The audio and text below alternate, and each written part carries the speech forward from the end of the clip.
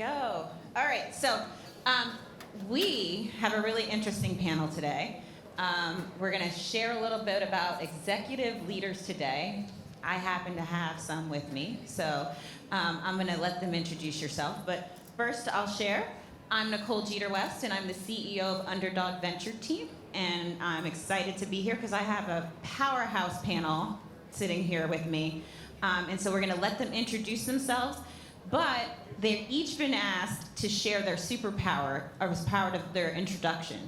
And so I'll share mine, and my superpower is infinite tenacity. So I would like, you should all think about, on your network break, talking to each other and finding out what your superpowers are. So think about that as you start to hear from these other women about their superpower.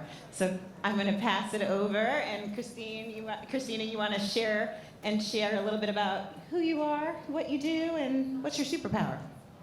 I'm Christina Francis. I'm the president of Magic Johnson Enterprises, and my superpower is a force with purpose. I'm Lauryn Turner, and I'm the Chief Operating Officer at USA Gymnastics, and my superpower is the fixer. Hi everyone, my name is Courtney Moore. I'm the Vice President of Diversity, Equity, Inclusion for the Dodgers, and my superpower is balancing act. All right, well, I mean, every one of us could use a little bit of, I'm gonna say all of the superpowers, and so if we could combine them all, and I'm sure every one of us has more than one superpower, just because I know I'm seeing a room full of dynamic people in the room, so excited for that. We've got a couple of really interesting topics. We're gonna share a little bit. We're gonna be a little vulnerable up on stage here today, which I think is always interesting to share. And so we ask for you to, this is a safe space, right? Yes? Yes, okay. All right. So let's start with some facts. 94% of all female C-suite executives played sports at some point. 94%, isn't that insane? 94%. This has something to do with leadership qualities, I think, yes? But we also have another number out there that maybe is not as exciting. So women are outnumbered 5-1 in senior leadership positions in the top 100 companies. 5-1. So the correlation, I don't know, doesn't make a whole lot of sense to me there, right?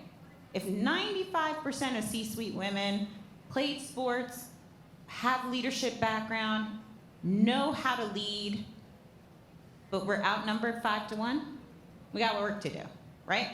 So let's talk a little bit about what that's like. And I'm gonna ask a few questions, and we're gonna just keep it fun. So you all jump in as you see fit to the question. But the first question is, leading in a post-pandemic, post-George Floyd, hybrid work environment, what does that mean for you in your leadership position? What has been the challenges that you faced in dealing with this new world we're in? I can start. So the Dodgers don't believe in a hybrid work environment. Let's start there. And that's problem number one, because the philosophy is you put on 81 games a year and other entertainment that you have at Dodger Stadium, you have to be on site and present. Well, that obviously has its complications, particularly when you're trying to build your workforce and your target market is Gen Z. And Gen Z didn't grow up in you have to be on site. Hybrid is their, key word that they're working with. So how do you continue to attract a generation that is mostly coming out of college, where accommodations were made in college because of, obviously, the pandemic that we were going through, and how do you attract them and start to build future leaders in a workplace where you expect everyone to be on site? So it's the nuance of how do you start to relax what used to be the custom to bringing in new customs that we have to change. And let me just tell you, folks don't like change sometimes. Those who have been in the organization for a while don't understand change, so it's a matter of educating and trying new experiences, which sometimes is difficult. So it's a process. It is definitely a process. So I would say trying to balance those two, to what we used to do to what we may need to do moving forward. Well, you have the superpower for that, so I'm excited. There you go. Lauryn, tell us a little about what do you think? Yeah, so we have some of the very same issues. We are at a hybrid work environment right now. I think it's really important to meet your staff where they are and have agility with your staff and with your team. For us, we've been very purposeful about our time, and that's been very deliberate, whether it's Zoom meetings or it's in-office time, making sure we're making the most of that time so that everyone doesn't come to the office and then go to their workstations and close the door or put their head down. Really having that collaboration, those cross-department meetings in person, where we can build that culture that's really hard to do when you're fully remote. But we want to keep that flexibility where they do have that agility to be remote at times.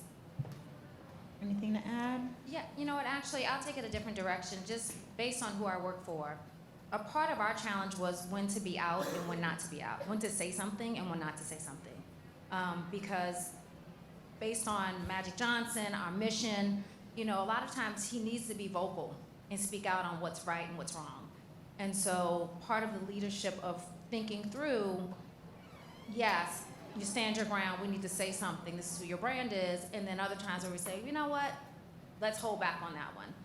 So I'll say that, as well as for us, a little bit of that empathy comes in, of people in the fear and trying to understand. We are not a hybrid office. For the most part, we work every day in the office. I had surgery yesterday. I just know I'm going to work. So Fridays we work from home, but it really does depend on if we need to be in the office, we're in the office. So there's a little bit of empathy. It's making sure our employees are happy, because that's what makes, you know, a better workplace. But it's also getting the business done and what's going to be best for the brand and what's going to be best for the business. All right, so let's talk about, you know, we talked about what it means for the workforce and the teams that you have, but let's talk about being in that role of leadership. Each of you are in an executive leadership position.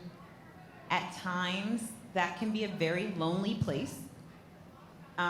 There can be, you know, times that you're dealing with things that only you can deal with, that you really can't maybe seek outside counsel or lean on others, or go to the team and be as open as you'd love to be. And so in that, it's a lot of weight that gets put on your shoulders. How are you dealing with sort of the fact that you are in those positions, and what do you do from a resource outlet perspective to be able to manage through that? Because it can be lonely at times being in that space, and also it is something that I don't think enough leaders talk about, is sort of the ability to be transparent in that, and that doesn't make you any less of a leader. It makes you a human. So I'd love for you to all share and be a little bit vulnerable with the group to share what that's like and how you cope and manage through those now. I'll start on this one. When I read that question at first, I'm like, I never feel alone. So a lot of times it's, for me, stepping and just taking a walk or going to spend time with friends and family, because you don't get that chance a lot. You know, you're working all the time and you need that outlet to just go and hang with friends and clear your mind. But when I think about the question a little bit more, I also think about the mentors that I have. From starting my career to now, I still look for people to aspire to be like, or to call and say, how would you handle this? You know, I look at all the women in here and making relationships to say, you know what, I'm gonna call such and such because they'll give me their thoughts. So it's also leaning on people that you respect and know. Yeah, I completely agree with that. And often that support group is outside of your organization. So it's peers, it's mentors who maybe have helped you along your journey that you're still connected with, or people that you look up to, that you can call and say, I'm really handling something that's pretty heavy right now.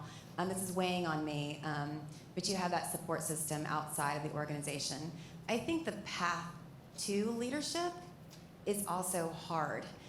You have friends along the way that maybe aren't progressing at the same rate you are. And one of the things that someone said to me early on was, you need to understand that everyone in your circle is not necessarily in your corner. And I thought about that along the way. Just because there are people that you associate with every day, your peers, as that you have opportunity or successes, doesn't necessarily mean that they're cheering for you, because they may see you as a competitor to them. So I think for me, that was one of the hardest things, probably mid-level of my career, was to realize that not everyone may have your best intentions at heart, and that's okay. Realizing it, keeping it professional, but finding mentors and others that you can trust to help you along your journey is really, really important. Yeah, I agree with everything that you two said. I would also just add, internally with an organization, that it's important not to lead in a vacuum. And it's really important to build relationships within your organization, because what is really important for leadership is to be a trusted leader. And even though your decisions may not be popular, as you know, you're not going to be able to please everyone, but if you feel that you're doing it for the good of the organization, for the good of your talent in the organization, and you have built those relationships, then even though it may be an unpopular decision, at least it can be a trusted decision, which is why you're trying to lead, is why you're in the position that you're in. I want to add to Lauryn's, because, you know, when I got the position of president, Irvin actually said to me, your circle's going to change. And I was like, are you kidding me? But I have noticed that some friends are left behind because either they weren't supportive, or they didn't understand, or they weren't there to promote me as, you know, I wanted to promote them. And so you do realize as you're growing, and even my niece now who's finished school, it's looking at her saying, okay, those friends you had in high school or college, you keep moving forward and some stay stagnant. And you need to have those people in your corner that are pushing as hard as you're pushing. Now I want to add one more thing. Please do. It is. I love it. It is a beautiful thing, though, when you see women supporting other women. And I don't want to understate that at all. I do have some amazing female friends, and when I see that happening in industry, women really cheering on other women, that is awesome. I love to see it in the social media world and influencer world, and that's really, really powerful. No, I love it. And you know, the part about sort of being in that leadership space is, yes, you have the weight on your shoulders. Yes, you may have some tough times, but you're also in a position to really help elevate others on a daily basis. Right. And that is so gratifying. But it's also really great to be able to lean on someone else who's doing that on a regular basis and knows what you're going through and can really relate to you, and empathize at times. And so we were having some of those sessions in the back. Let's talk women's sports. Woohoo! Come on, this is not a library. Let's go. All right, show of hands. Who watched a women's sports event in the last week? Raise your hand. Raise your hand. In the last, there was a Sparks game the other night. If anybody's watching, but you should have been, right? All right. The amount of hands that went up, well over the majority, right? Women's sports is changing the landscape. Not only on the field, on the ice, on the court, but in the front office. Commissioners, presidents, right? Ownership. So women's sports changing the landscape. I'd love to know from each of you, how is that changing your organization or impacting your organization or your role? What impact is women's sports having on that? Lauryn, I feel like you're ready. Lauryn, I will. Lauryn's like, I'll jump in. Well, I work for USA Gymnastics. We authentically lead with our women's artistic team. They are your household names: Suni, Simone, Jade Carey, Jordan Childs. Everyone knows these ladies. And for generations, those are the household names that we all know and recognize. In our sport, 90% of our athletes are women. I'm fortunate. I work with an all-female leadership team in a sports industry. That was not on purpose. We just hired the best people for the job, and they ended up at the end of the day being female. So I have a really unique experience. We lean into our women. We think it's phenomenal that there's 5 million out there participating in gymnastics every year, especially with the stat about the C-suites across other industries all coming from sports. So we lean in, we embrace it. We love that our women are amazing. We have a dynasty going with our women's team. We love our male athletes as well, don't get me wrong. But when you think of gymnastics, we authentically lead with our women. Love that. And can I ask a follow-up on that? How are you seeing partners respond with sort of now the energy and passion around it? Is it showing up when we're, putting our dollars where they count and making sure that the valuations are on par?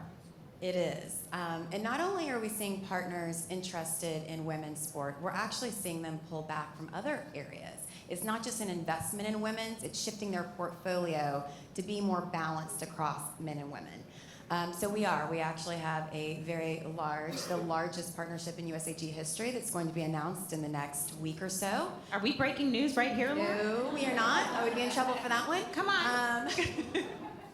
I'd be in trouble for that one. And 2 more right on the horizon as well. So they're putting their money where the focus is, and that's great to see as well. Our athletes need those resources. Absolutely. And then, we have the LA Sparks under Magic Johnson Enterprises, as well as Angel City football. So it's so important to us.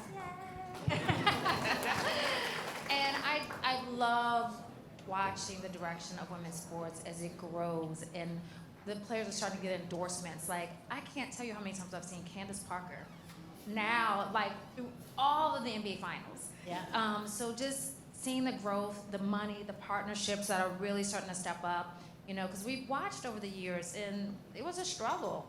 We were talking about in the background, in the green room, where, the staff didn't even have what they needed in order to support the teams. And now it's really growing, and even the leagues, I think, are starting to step up more. So, Love that. Well, absolutely everything that you all said, and our majority owner for the Dodgers is a man named Mark Walter, and the Dodgers is actually one business under an umbrella of a company called Elysian Ventures. And Elysian Ventures last year launched what they call Trailblazer Ventures, which is specifically focused on women's sports. And it's a collaboration that we have with Billie Jean King Enterprises, who is also a minority owner of the Dodgers. And the whole premise behind Trailblazer Ventures is to amplify women who are doing the business of sports. So media, esports, venue management, how we can build different resources for women in sports. And the launch was amplifying 9 different women business owners, and it's something that will be ongoing every year, where they help to launch these businesses so that there can be more of a positioning and presence of women bosses running women businesses in sports. So I encourage anyone who has a growing business within the sports segment for women to certainly find out more information about Trailblazer Ventures. But our owner sees this as the next trend, and as we know, it is off the chain now that we had LSU and and Iowa. So more to come on that. Love that. I mean, it's not just any one sector, right?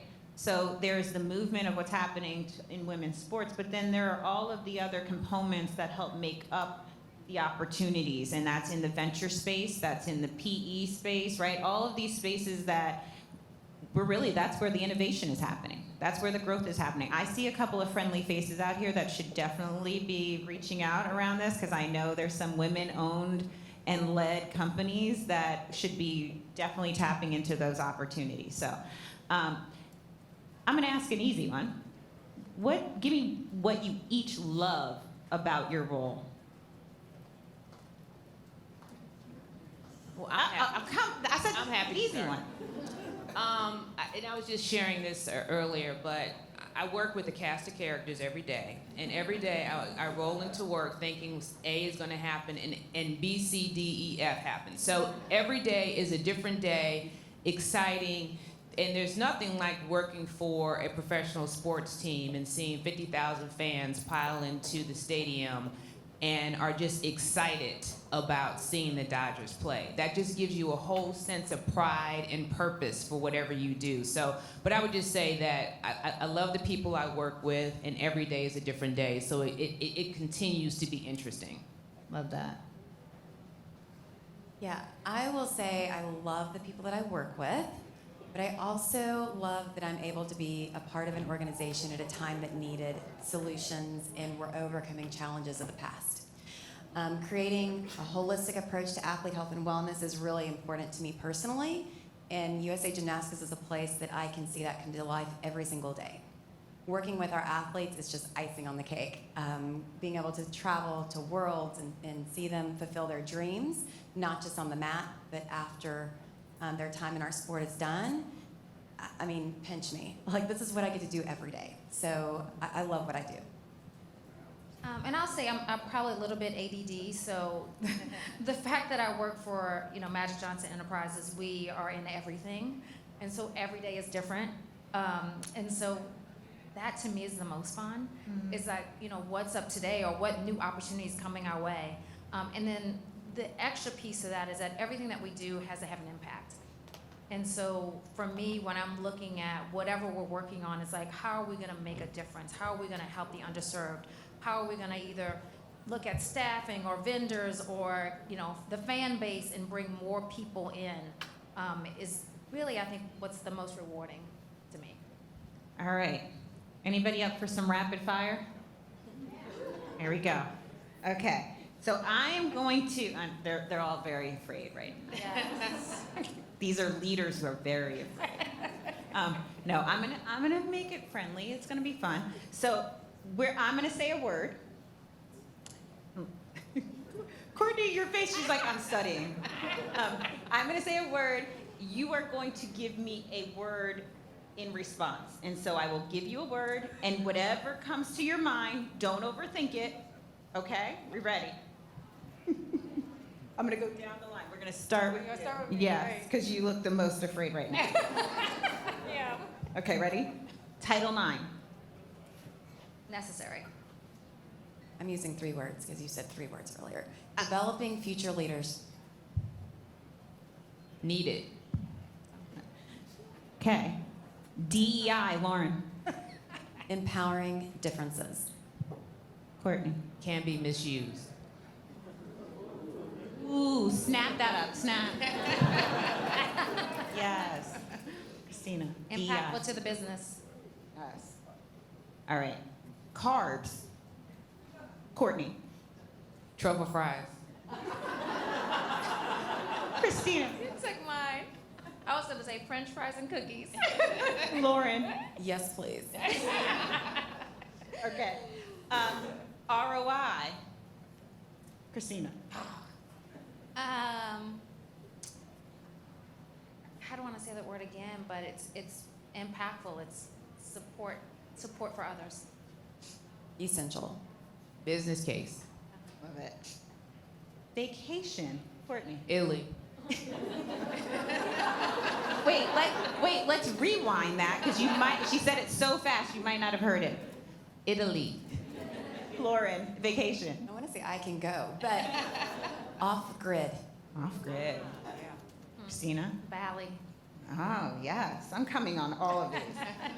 We're going to do the off the road panel. It'll just happen in all of these places. Okay. LA 28. Lauryn. Game-changing opportunities. LAX better be ready. LAX, are you listening? Are you listening, LAX? Okay. Christina, LA 28. I'm just proud, happy for the city. Yeah. Love it. All right. And then balance. Christina, because you listen.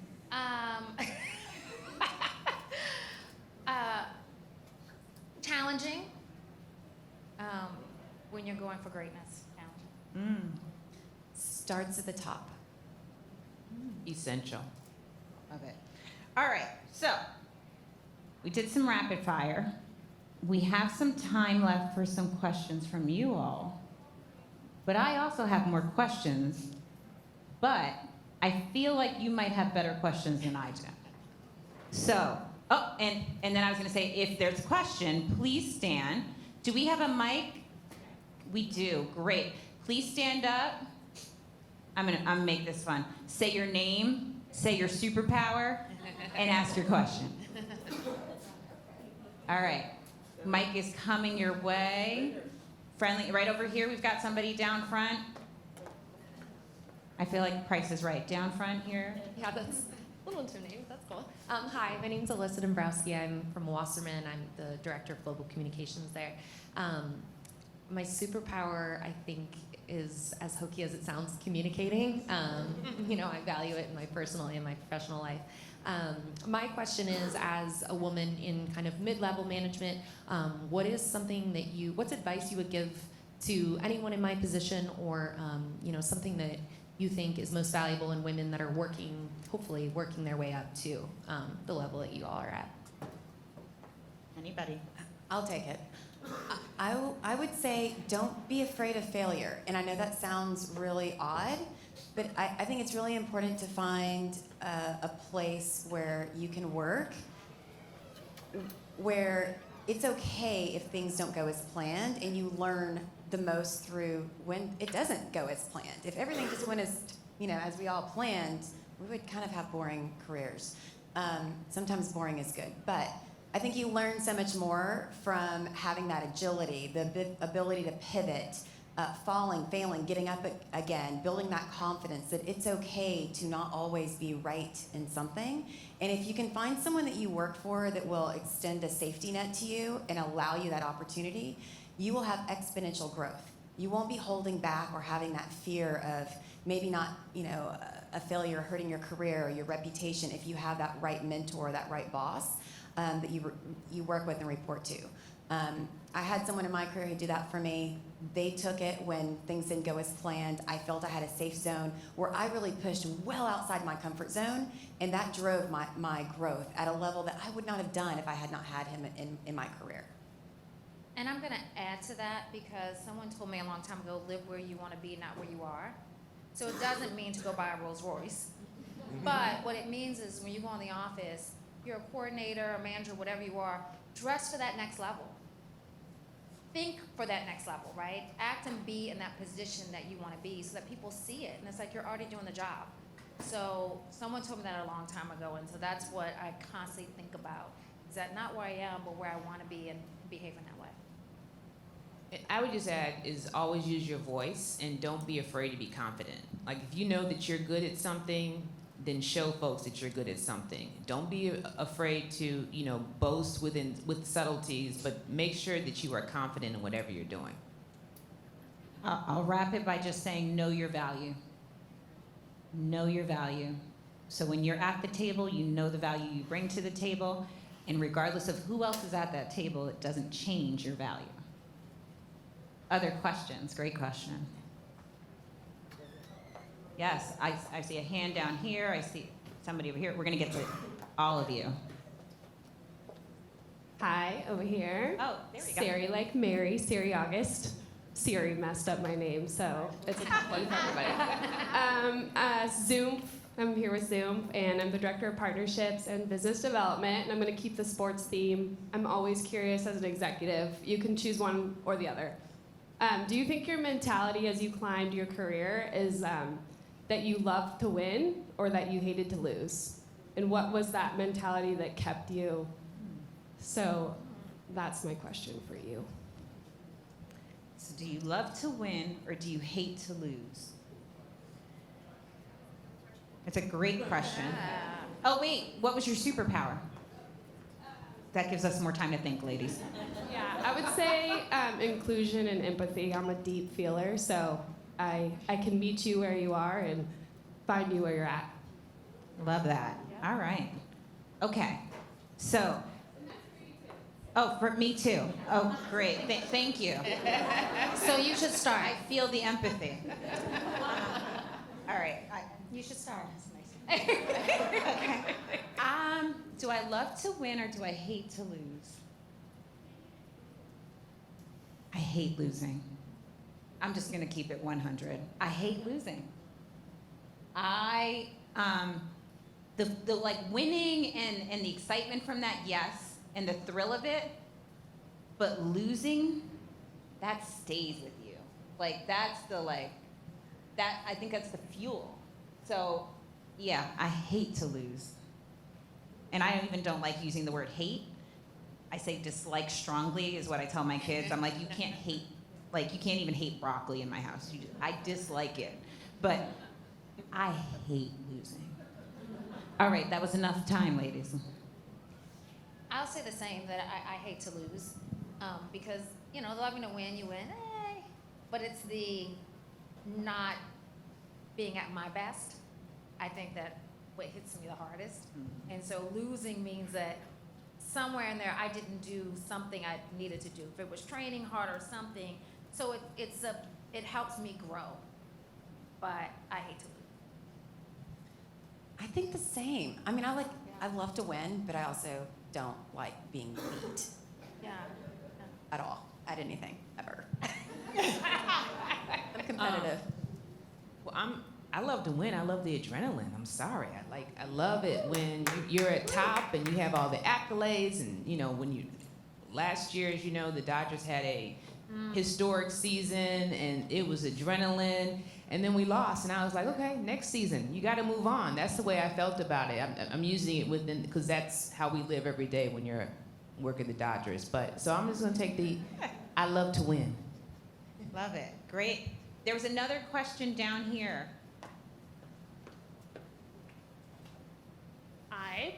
I would say my superpower is optimism. And my name is Erica Coates. I am president of a creative agency here in Los Angeles called Motion. And something that actually you mentioned struck a chord with me about women knowing their worth.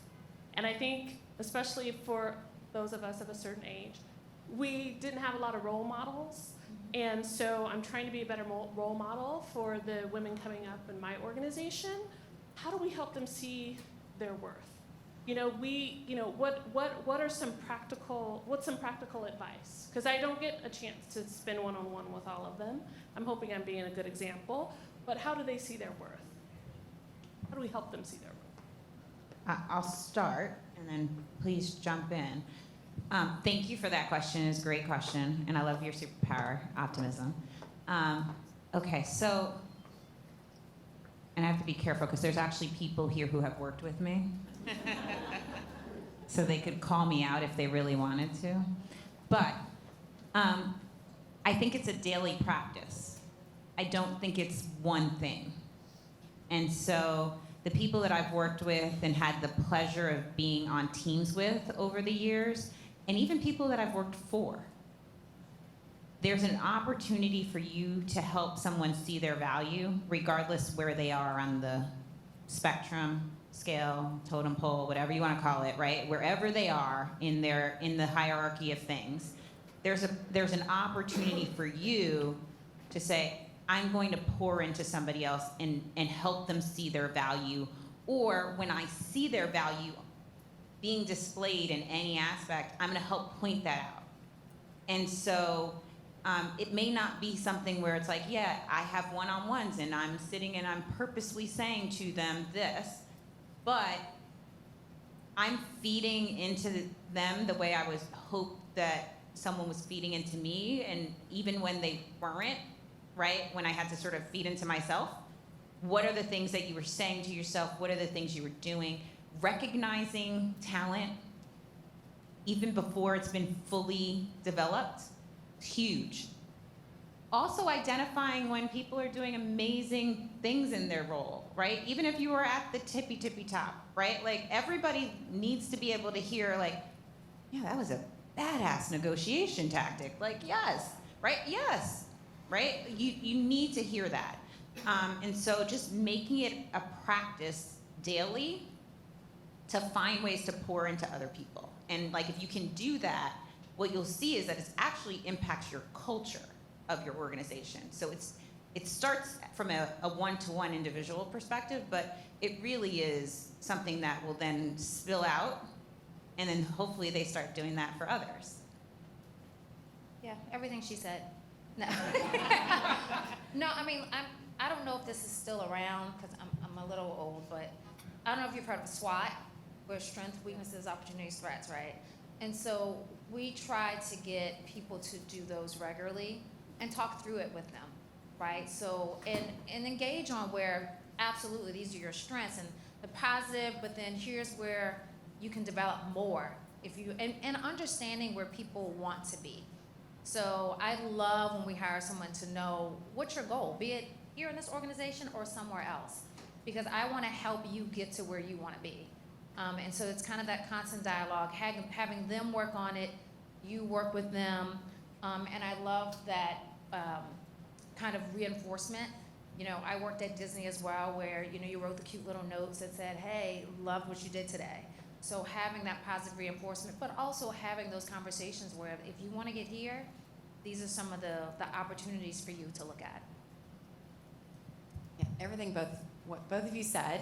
I would just say the intentional aspect of just being intentional, looking for the people in your organization that you can lend a hand to, and then also, as you advance in your career, making sure that the leaders that are like a level, 2 levels beneath you are also looking for that, because they have that interaction on a more frequent basis than you will.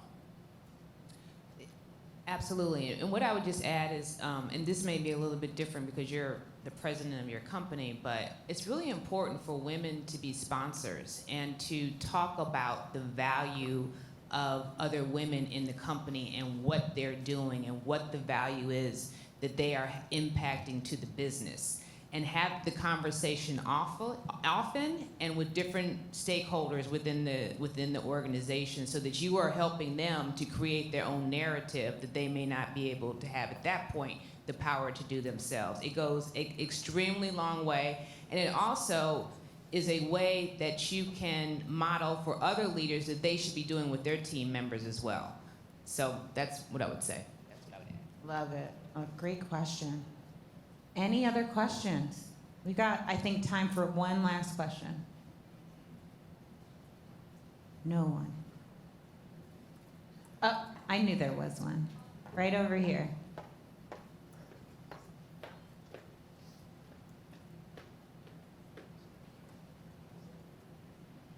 Hi, I'm Jessica. I'm the founder of PO3 Agency. My superpower, I think, is being intentional and following intuition. And my question is, we're all here, and it looks like a room mostly full of women, which is really exciting, but we're all here because of women like you that created new boundaries, opened new doors, and kept doing that so we could all be here. But with those boundaries and doors being closed, sometimes it comes from counterparts that maybe don't see women in a C-suite level, as the founder of a sports marketing agency, being the president, or anywhere where you guys are. So how do you give grace? How do you present yourself as the head of that table in every situation? Great question. Love your superpower. All right. Does anybody want to jump in on that? And I'm gonna paraphrase for you. So essentially, there's a lot of trailblazing that has taken place. And with those trails that have been blazed, that doesn't mean that there's still not doors that get closed or tables that you're not welcome at. And so how are you able to show up and be in that space and have grace, but also command your space? Is that it? Okay. So that's the question. I personally love a challenge, and that sounds like a challenge that I would take full steam ahead. I would do everything in my power just to work hard, stay focused on the things that are important in my role and what I'm trying to do, and prove them wrong. And I hate to say it that way, but prove them wrong. I like an opportunity to win people over, and although I work with all female now, in my previous role, I worked for a very large organization in the sports industry, and I was the only female in the boardroom, ever. And, you know, I had to show up and be on top of my game and over-prepare and work harder than anyone else just to show that I did belong. But I was willing to do that to get where I am. Yeah, and I was gonna say, I mean, this is just being honest, right? You have to be the smartest person in the room. You have to be better than everyone else. Like, you have to, and you still will have the uphill battle, right? But it's preparation for me. So when I'm going in a meeting, I'm looking, and I'm not a finance background, but I do investments. I go in talking with bankers, but I will study and look at things so that I'm asking the right questions. I'm putting it in their face where they're like, It makes them think twice. And I think that's the hardest part, is that you have to make them think twice and recognize that you're not here just to be cute, right? You're there because you know something and you're smart enough to do it, and you have to have a little bit of no fear. Like, I know my stuff, I know I'm good, I know I'm prepared, so let's go. I would just add, don't ask for permission. I would just say, go ahead and take it. I invite myself to meetings all the time, which I'm not invited to. And I walk into offices and, share my thoughts and opinions, and, they nod their head, and I'm sure they cuss me out when I leave. But the point is that if you don't act upon it, it's never gonna happen. You may be clumsy, you may need to figure it out, but you will, because you'll become more confident, just as Christina said, and you will continue to educate yourself on how to navigate. But don't ask for permission, just go ahead and take it. All right, so don't ask permission. Meet the challenge head on. And make sure that you're showing up and you're overly prepared, right? So that's a lot of knowledge and gems that were just dropped right there for you guys. I would say in all of that, in all of the rooms you walk into, in every space that you try to sort of show up, you do it with a sense of humility. Humility doesn't mean that you don't have self-esteem, doesn't mean that you can't be a leader, doesn't mean that you don't command a room. So you can have humility, and you can also back it up with all of the talent and experience and knowledge that you bring to the table, right? And it goes back to that knowing your value component. So I'd say you got all the gems on that one. I would also say this, because you reminded me of a quote, and I think this might be how we end this session, and it's one from Shirley Chisholm. And it's not one of the maybe more popular ones, because one of my favorite ones is about bringing your own folding chair. But this one is about standing on the sideline and complaining and whining is not going to get it done. You have to. You must take action. And so I took a little liberty in paraphrasing. But she specifically said, you cannot stand on the sidelines and whine and complain. And so I would say to this room, and to our very esteemed panel here, one, thank you. This has been just amazing and liberating and so interesting. We could probably sit and chat and spill more all day long, and we should do this next time with like a cocktail, guys. But I will say that, don't stand on the sideline and complain or whine.